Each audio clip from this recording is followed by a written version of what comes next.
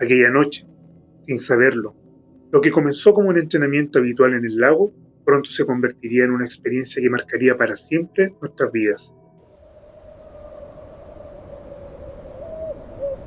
Donde termina la luz, comienza la noche alquina paranormal. Buenas noches a todos quienes se suman en este horario a escuchar lo indescriptible e inimaginable. Mi nombre es Fernando, soy oriundo de la región de Ñuble y el relato que compartiré es una experiencia que viví cuando cursaba mi adolescencia, hace ya casi 20 años. Si bien viví y estudié la mayor parte del tiempo en el Gran Concepción, mis vacaciones de invierno y verano las pasaba en la localidad de Quillón, un pueblo pequeño pero turístico durante los meses de calor, que recibía a incontables familias gracias al lago Avendaño, centro neurálgico de aquella comuna. Quienes somos residentes del sector, le tenemos un especial cariño al lago. Crecimos refrescándonos y jugando en sus aguas. Y ya, de grandes, nos hemos dedicado a conservar la flora y fauna del sector, puesto que hoy en día son nuestros hijos quienes merecen disfrutar y crear memorias en aquel hermoso paraje.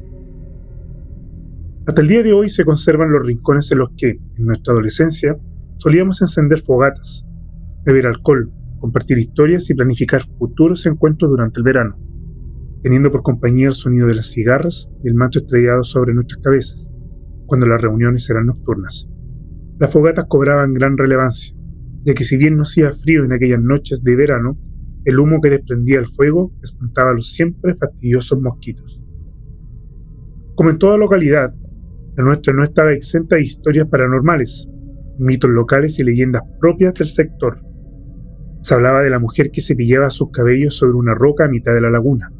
Si bien aquella roca existe y se encuentra bien adentrada en el agua, solo es visible durante el verano, ya que con la lluvia de invierno el nivel de la laguna sube y la cubre.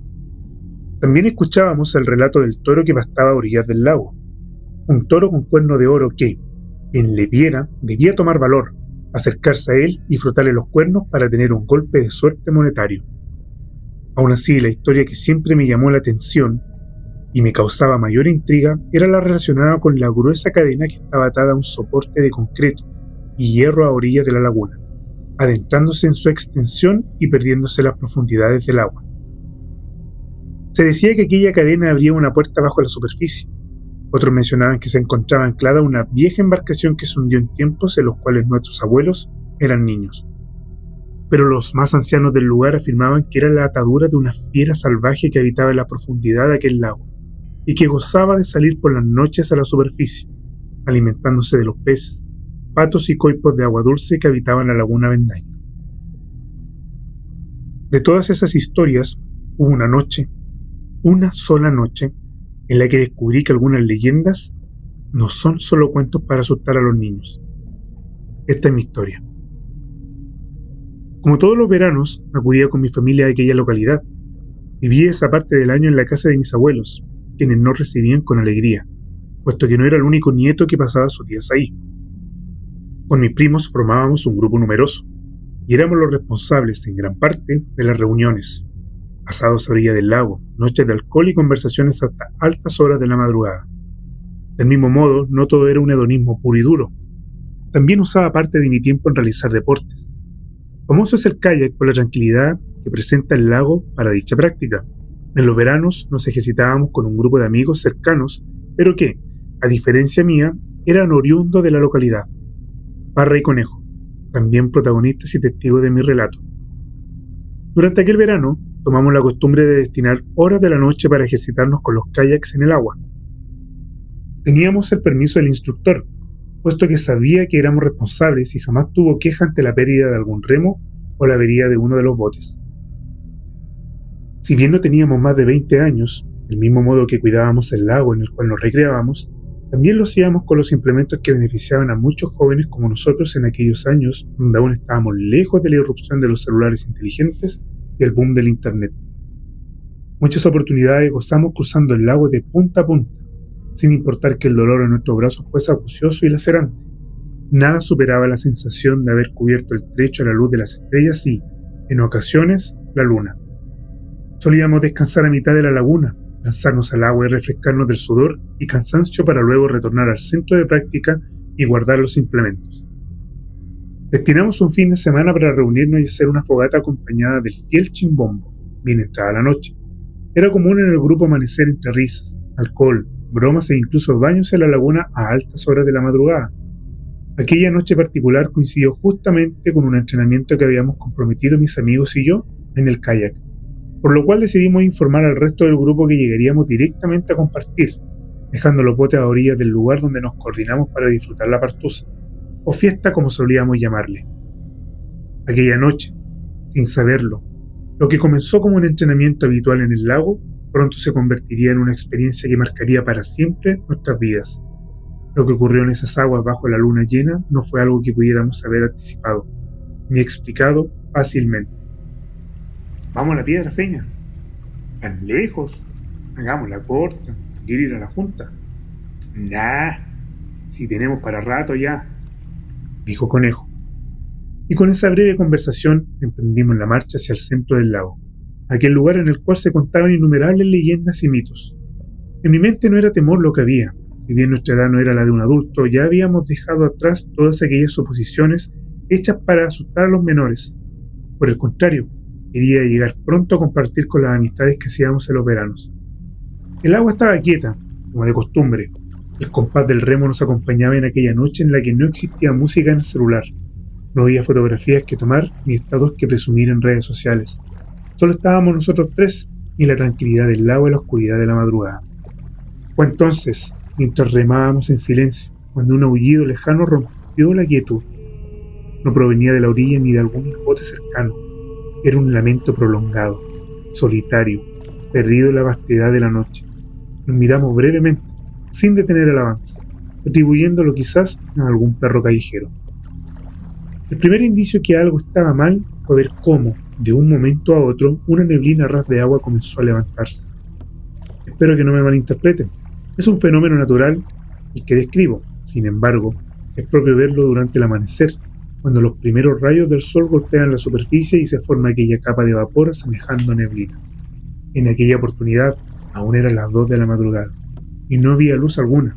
Es más, el calor había desaparecido y una fría brisa comenzaba a erizar los vellos de mi brazo. Creo que el ambiente enrarecido nos llegó a todos por igual, pues mantuvimos silencio, y con tan solo mirarnos decidimos retornar rumbo al lugar a orillas del lago, donde estaríamos reunidos con nuestras amistades. A pesar de llevar más de una hora sobre el bote, mi cuerpo se encontraba entumecido. Tenía frío, y era testigo de cómo aquella neblina a ras de agua se hacía más y más espesa. El vaho salía de mi boca, clara señal de la baja temperatura que nos envolvía. En todo momento aquel aullido lejano nos acompañó. No podríamos decir de dónde provenía, pero, a pesar de los metros que avanzábamos, parecía seguirnos desde algún punto invisible. El sonido de metal friccionándose nos obligó, al mismo tiempo, a quitar los remos del agua. ¿Miedo? ¿Curiosidad? No sabría decirlo. Lo que sí recuerdo con certeza es que los tres nos quedamos totalmente quietos, tratando de dilucidar de dónde provenía aquel ruido. Éramos conscientes, producto de semanas de entrenamiento en el agua, de que éstas amplificaban los sonidos, pero para que una cadena generara un eco tan profundo, debía ser enorme. Fue entonces cuando ocurrió algo que, hasta el día de hoy, me resulta difícil describir. Un silencio absoluto. Un silencio absoluto nos envolvió. No era simplemente la ausencia de voces o de risas. El lago, los insectos, incluso el viento parecieron contener la respiración. Todo quedó suspendido en una quietud antinatural, y en medio de esa calma asfixiante, mientras la neblina nos cerraba el paso, un chapoteo sordo y pesado rompió el aire, como si algo enorme, caminara lentamente sobre la superficie del agua.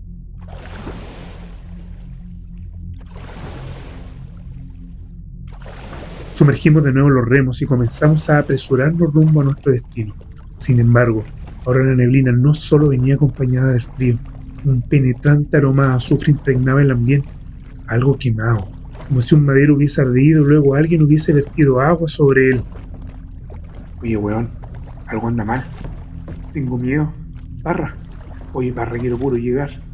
Cállense, remen. Cerró el diálogo Conejo. Aquel breve cruce de palabras rompió aquel silencio ensordecedor, acompañado solamente por el penetrante aroma a azufre. Escuchar las voces de mis amigos me dio ánimo y un poco de interés al comprender que el temor que sentía era compartido por 2 hombres más. ¡Ah! ¡El remo se me atascó!, nos advirtió Conejo. ¡Se me enredó en un alga! ¡No lo puedo sacar! Aquel contratiempo nos detuvo a los 3. El único sonido era los jadeos de mi amigo, intentando recuperar el remo. Hasta el romper del leve olaje del agua en nuestros botes parecía haber desaparecido. Giré mi kayak para ayudarle, cuando, levantando la vista más allá de los hombros de Parra, vi una silueta pasar, veloz, oculta tras la neblina, pero lo suficientemente nítida como para reconocerla tras el velo. Parra, hay algo ahí. Lo sé, lo vengo escuchando hace rato, confesó a mi amigo. Ayúdame a sacar el remo, Feña. El silencio fue absoluto, como si el lago mismo contuviera el aliento. Solo el sonido distante de nuestras respiraciones rompía la quietud. Aquella neblina cada vez más espesa parecía tragarnos lentamente. De repente, un chapoteo sordo y rítmico cortó la atención. No era un ruido común, ni el golpeteo de un remo, sino algo pesado, resonante que parecía pisar la superficie del agua como si fueran pasos. Un frío helado recorrió mi espalda cuando, en la penumbra, la silueta comenzó a tomar forma. Negra, enorme y deslizándose con una gracia terrible, la criatura parecía flotar, suspendida justo encima del agua. El aroma a azufre se intensificó y el aullido lejano de un perro rompió el silencio, estremeciéndonos desde algún punto invisible en la oscuridad. Era imposible apartar la vista, aunque el miedo paralizaba hasta el último músculo. La bestia nos observaba desde la espesura de la neblina, una presencia casi imposible que, sin embargo, nos fulminaba con aquellos ojos rojos, brillantes como carbones encendidos en la oscuridad. Era como si el tiempo se hubiera detenido en ese instante y solo existiéramos nosotros y esa criatura que, con una mirada fija y perversa, parecía jugar con nuestro miedo. Lo imposible se hizo tangible cuando, sin previo aviso, la neblina se agitó y el aire se volvió denso, cargado de un olor a azufre que quemaba nuestras fosas nasales.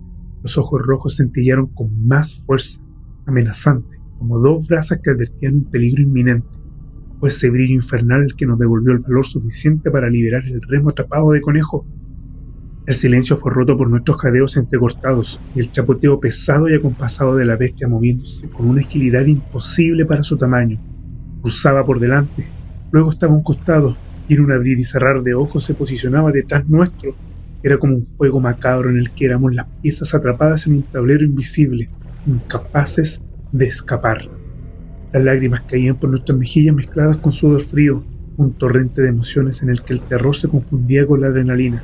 Sabíamos que en cualquier momento aquella criatura podría atacarnos, mutilarnos o algo aún peor. Dios te salve María, llena eres de gracia, el Señor es contigo, susurraba Parra. Sus rezos temblorosos eran una mezcla de súplica y desafío, pero lejos de amainar la amenaza, parecía que esas palabras solo alimentaban a la bestia, haciéndola aún más voraz, más implacable y más veloz. Era enorme, imposible de creer, medía más de 3 metros de largo, un monstruo oscuro que desafiaba toda lógica y razón. La neblina que lo cubría parecía su manto protector, una cortina entre nuestro mundo y el abismo que esa bestia representaba. ¡Vamos! ¡Queda poco! ¡Allá está el muelle! Traté de animar a mis amigos, aunque mi voz temblaba igual que mis manos. A medida que remábamos con todas nuestras fuerzas, la neblina comenzó a disiparse lentamente. El olor a azufre se volvió menos intenso y los sonidos terroríficos, jadeos, gruñidos y chapoteos frenéticos sobre el agua, se fueron desvaneciendo hasta desaparecer, como si la noche misma quisiera tragarse aquella pesadilla. Al llegar a la orilla, exhaustos, empapados y temblando, nos abrazamos con fuerza, un gesto de unión ante lo que habíamos vivido. Juramos no volver jamás a aquellas aguas, ni de día y mucho menos de noche, porque sabíamos que, a pesar de todo, algo terrible seguía esperando bajo la superficie, paciente, observándonos desde la oscuridad. Lo que quedó de aquel verano, jamás volvimos a las prácticas de kayak. Nos excusamos ante nuestro instructor, mintiéndole que habíamos cometido una falta durante una de nuestras salidas y que, como castigo, nuestros padres nos habían prohibido seguir entrenando. Pocas veces regresamos a la laguna para compartir con los amigos de la temporada. El temor era latente, omnipresente, como un nudo que, jamás logramos desatar. Sabíamos que aquella criatura era real. Podía estar agazapada entre las totoras, bajo la superficie, escondida en la bruma matutina que cubría el lago como un sudario. ¿Cómo explicarle a nuestra amistad de lo que habíamos visto, sin convertirnos en objeto de las burlas? ¿Cómo describir el terror sin que nuestras voces temblaran de vergüenza y pavor? Por eso decidimos callar. Y así, aquel horrendo episodio quedó enterrado entre nosotros tres. El verano terminó. Volví a la universidad y con el paso de las semanas, los estudios y la rutina, aquella noche infernal empezó a desdibujarse en la memoria, como un mal sueño que uno se esfuerza en olvidar. Así llegaron las vacaciones de invierno y, con ellas, las tardes tibias junto a la vieja estufa de mi abuela, aquella donde toda la familia se reunía a tostar pan y beber mate con leche. Nos encontrábamos ya bien entrada la tarde, con el crepúsculo asomándose tras las ventanales, cuando escuchamos el crujir de la gravilla bajo los pasos apresurados de mi tío, que regresaba de su trabajo. La puerta se abrió de golpe. Mi tío apareció en el umbral, con los ojos desorbitados, respirando con dificultad. Su ropa estaba completamente enlodada, sucia hasta las rodillas, y de sus labios se escapaban apenas balbuceos incomprensibles.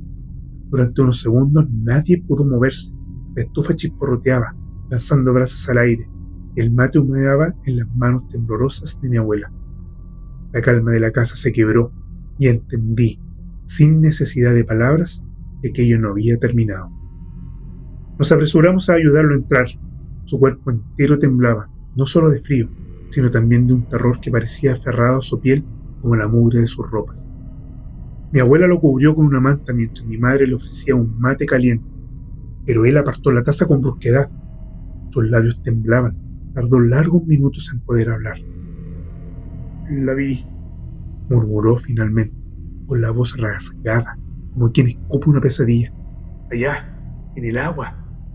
Todos en la habitación nos quedamos inmóviles. «¿Qué viste, hermano?», preguntó mi padre, obligándose a mantener la voz firme. Mi tío tragó saliva, apretó los párpados como intentando borrar lo que sus ojos habían presenciado y continuó. «Iba bordeando la laguna, buscando una de las vacas que se me perdió esta mañana». Sacudió la cabeza como si intentara convencerse de que aún estaba despierto. «Cuando la encontré, estaba muerta, tirada en la orilla como si algo enorme lo hubiese arrastrado desde el agua». Un silencio denso se apoderó de la sala. Mi corazón latía con violencia en el pecho. El tío levantó la vista, clavando sus ojos en los míos, y en ese momento sentí que no necesitaba oír más. Ya sabía qué iba a decir. Ya lo había visto antes. «No era un animal, no era de este mundo», mencionó. «Grande, peludo, los ojos rojos y caminaba sobre el agua». La estufa parpadeó como si el viento lo hubiera golpeado desde adentro. Un estremecimiento recorrió mi espalda. Comprendí entonces que aquel verano no había sido una excepción ni un error de la juventud. La criatura seguía allí. Era real, acechando, esperando, y quizá había empezado a salir de su refugio.